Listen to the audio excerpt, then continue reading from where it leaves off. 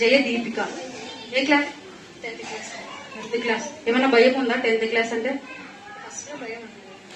అన్ని సబ్జెక్ట్స్ నేర్చుకోవాలా, ఒకే రోజులో అంత హోంవర్క్ చేయాలంటే చాలా కష్టం.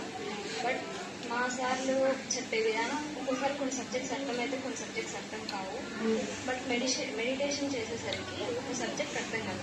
కొన్ని సబ్జెక్ట్ టఫ్ ఉంటాయి మేడం. సోషల్, హిందీ అర్థం కానప్పుడు అది మెడిటేషన్ చేసిన తర్వాత వన్ సైడ్ చదివితే అట్లనే గుర్తుకుండిపోయాయి. ఇప్పుడు 2 days బ్యాక్ చదివిన క్వశ్చన్ కూడా ఈరోజు ఎగ్జామ్ పెడతాంటే అది మళ్ళీ ఇప్పుడు రీకాల్ చేసుకుంటే అది గుర్తుకుంటే రాయగలను. ఇంత మెడిటేషన్ చేయడం వల్ల నాకు అంత వచ్చింది. సూపర్. మెడిటేషన్ ఇప్పుడు చాలా ఇంపార్టెంట్ అని తెలుసుకున్నావా? నువ్వు మెడిటేషన్ చేయడం కూడా నేను చాలా అబ్జర్వ్ చేశాను. చాలా బాగా చేస్తున్నారు.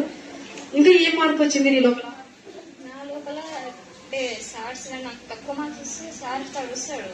నాకు చాలా ఏడుపు వచ్చేది. ఎందుకు నాకు ఇంత తక్కువ మార్క్స్ వస్తున్నాయి, సార్స్ అందరూ వస్తారు, నా క్లాస్మేట్స్ ఎక్కువ మార్క్స్ వస్తున్నాయి. నాకు ఒక ఫియర్. ఎందుకు నేను 3 months నేను ఎందుకు ఇంత తక్కువ స్కోర్ చేస్తున్నాను అన్నంత ఫియర్, అదంతా మొత్తం డిప్రెషన్ గా మొత్తం అట్లుండేది. బట్ కానీ వన్స్ నేను మెడిటేషన్ చేసిన తర్వాత ఎందుకు నాకు వస్తున్నాయి, నేను ఒక్కసారి నా మీద నేను ఒక క్వశ్చన్ వేసిన తర్వాత నేను తెలుసుకునే విషయం ఏంటంటే నేను వాళ్ళ మాదిరి చేయగలను. వాళ్ళకి ఎంత ఉందో నాకంతే శక్తి ఉంది, నేను చేయగలను అని చెప్పి నేను ఎక్కడైతే తక్కువ ఉన్నానో అవే సబ్జెక్ట్స్ లో కాన్సన్ట్రేషన్ పెట్టి నేను బాగా నేర్చుకుని నేను కూడా వాళ్ళతో పాటు సమానంగా వాళ్ళకన్నా హై స్కోర్ మార్క్స్ చేయగలుగుతున్నాను. సూపర్. క్లాస్ అందరూ పట్ల కానీ మీ స్నేహితుల పట్ల కానీ ఎలా దీన్ని ముందుకు తీసుకెళ్తున్నావు? నేను మా పేరెంట్స్, మా బ్రదర్ వెరీ టాపర్, తను బాగా చదువుతాడు, నాకన్నా బాగా చదువుతాడు. తనకు నాకు డిఫరెన్స్ ఏంటంటే మా అన్న హ్యాండ్ రైటింగ్ బాగుంటుంది, నా హ్యాండ్ రైటింగ్ బాగుంటుంది. మా ఇంట్లో వాళ్ళు మీ అన్న బాగా చదువుతాడు, నువ్వు ఎందుకు చదువు అప్పుడప్పుడు అంటుంటారు కదా. అట్లా అన్నప్పుడు నేను ఎందుకు చదవలేదు, మా అన్న కూడా చదువుతున్నాడు కదా అని చెప్పి నాకు మ్యాథ్స్ లో కొంచెం నేను వీక్, ఎందుకు చదవాలి మా అన్నతో కూడా చెప్పించుకున్నాను. నా క్లాసెస్ నాకు ఇది అర్థం కాలేదంటే మా స్కూల్ అర్థం కాబట్టి మా బ్రదర్తో కూడా చెప్పించుకుంటున్నాను. తర్వాత నేను ఇవి కూడా రావాలి, చిన్నపిల్లలు 6th class పిల్లలు చెప్తారా అని చెప్పి తను అట్లా ఎక్కరిస్తాను. నేను నాకు అర్థం కాదు, ఏదైనా 6th class పిల్లలు చెప్పేది నేను ఎందుకు చెప్పలేకపోతున్నాను. అది మళ్ళీ నేను మొబైల్ ఫోన్స్ లో కొట్టి అంతా సర్చింగ్ చేసి అంతా బాగా నేర్చుకున్నా మళ్ళీ మర్చిపోతాను. ఎందుకు అసలు అని చెప్పి మీరు వచ్చిన ఫస్ట్ డే ఆ రోజు నాకు ఫస్ట్ ఆ రోజు మెడిటేషన్ చేయాలనిపించింది. కొంచెం మళ్ళీ ఏవో ఒకటి ఆలోచనలు వస్తున్నాయి. అదే మ్యాథ్స్ ఆ రోజు మేడం, ఆ రోజు మ్యాథ్స్ మీద వచ్చినది ఎందుకు నేను చేయలేకపోతే అదే మెడిటేషన్ లో వచ్చినప్పుడు నాకు అదే ఆలోచన వచ్చింది. నా వన్స్ మీరు చెప్పారు కదా ఇట్లా ఆలోచనలు వస్తే ఏం ఆలోచించాలంటే జస్ట్ ఇప్పుడు మెడిటేషన్ చేయండి, తర్వాత కాబట్టి డిలీట్ చేసేయండి అన్న తర్వాత నేను మళ్ళీ ఆ రోజు ఈవినింగ్ ట్యూషన్ అయిపోగానే ఇంటికి వెళ్ళిన తర్వాత కొంచెం మెడిటేషన్ చేసాను. 5 minutes చేసిన తర్వాత ఏదైతే మ్యాథ్స్ నేను చెప్పాను అదే మళ్ళీ తీసుకుని మళ్ళీ ప్రాక్టీస్ చేశాను. చేసిన తర్వాత నాకు సార్ కూడా అవసరం లేదు, మా బ్రదర్ చెప్పినాక నాకొద్ది నేనే ఆ మ్యాథ్స్ ప్రాక్టీస్ చేసి అది బాగా గుర్తుకుంది. ఇప్పటికి కూడా ఆ సమ్ నేను చేయగలనంత కాన్ఫిడెన్స్ వస్తుంది. మా పేరెంట్స్ కూడా బాగా చేస్తున్నాను, టాలెంట్ పర్సన్ అని చెప్పి చాలా అసలు ఎంత పొగుడుతున్నారంటే అంత పొగుడుతున్నారు. ఎంత హ్యాపీగా ఉందంటే అంత హ్యాపీగా ఉంది.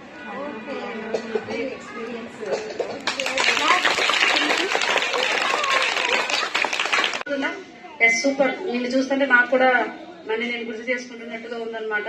ఇంకా ఏం మార్పు వచ్చింది?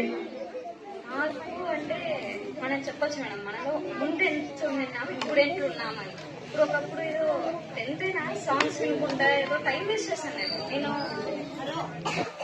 ఓకే అమ్మా, కంటిన్యూ. మనం తెలుసుకోవచ్చు మేడం, మనం ఎప్పుడు ఎట్లున్నా మెడిటేషన్ చేయకముందు ఇప్పుడు మెడిటేషన్ చేసిన తర్వాత ఎట్లున్నా మనం తెలుసుకోవచ్చు. మెడిటేషన్ చేయకముందు కష్టంగా ఉన్న సబ్జెక్ట్స్ వన్స్ మెడిటేషన్ చేసిన తర్వాత అవి సులభం అయిపోయినాయి.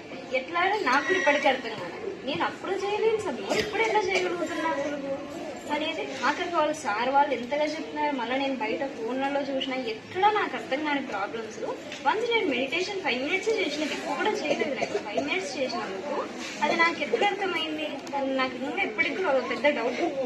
ఎందుకు మెడిటేషన్ అంతా నాకు ఇది విషయం ముందే తెలిసింది, నేను ఇంకా ఎక్కువ బాగా నేర్చుకోవచ్చు కదా అని నాకు థాట్ వస్తుంది. సూపర్. మంచి కనెక్ట్ అయిపోయింది ఈ అమ్మాయి. అందరిలోనూ కొంచెమైనా మార్పు వచ్చింటుంది. అట్లీస్ట్ 10%. అందరూ ఆలోనేం లేదు, డే బై డే మీలో కూడా మార్పు వస్తూ ఉంటది మెడిటేషన్ ని మనం అంగీకరించినప్పుడు, ఓకేనా, ఇష్టంతో చేసినప్పుడు. ఈ అమ్మాయి తనను మోటివేట్ చేసుకుంటూ మెడిటేషన్ చేసుకుంటూ హ్యాపీగా ముందు తీసుకెళ్తుంది అనమాట. ఇంకేమైనా చెప్పాలనుకుంటున్నావా? హ్యాపీగా ఉందా ఇప్పుడు నీకు? హ్యాపీగానే ఉంది. లైఫ్ లాంగ్ ప్రాక్టీస్ చేస్తావు దీన్ని? నీకు ఎన్ని సమస్యలు వచ్చినా నాకు మెడిటేషన్ ఉంది అన్నది నీకు గుర్తొస్తుంది. ఓకేనా? నీ స్నేహితులను యాక్సెప్ట్ చేసావా? అంటే నీకు తక్కువ మార్క్స్ వాళ్ళు నీకన్నా హైయెస్ట్ మార్క్స్ వచ్చినప్పుడు ఎలా ఫీల్ అయ్యేదాన్ని? అంటే ఎట్లా చెప్పాలి అర్థం కాదండి. ఒక పక్క బాధ ఉంటుంది, ఎందుకు వాళ్ళు సాధించడానికి నేను సాధించలేకపోతాను. ఏం వాళ్ళు అందరూ ఒకటే, అందరూ సార్లు చెప్పే క్లాసెస్ ఒకటే, మేము అందరం వింటున్నాము. నేను ఏ ఆప్షన్ పెట్టుకోకుండా స్కూల్ అటెండ్ అవుతాను. ఎందుకు నేను ఎక్కువ మార్క్స్ స్కోర్ చేయలేకపోతున్నా అని వచ్చినప్పుడు డౌట్, అప్పుడు నాకు అర్థమైంది.